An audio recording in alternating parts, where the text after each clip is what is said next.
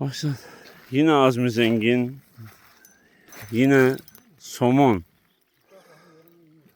Kepçeci Levent Bey. Bence bunu kepçeleme ya. Şş. Azmi çıkar bunu hadi. Yok lan. Çıkar. Ya çıkarırsın ya. Kopar abi. Ya bir başarıya imza atın ya.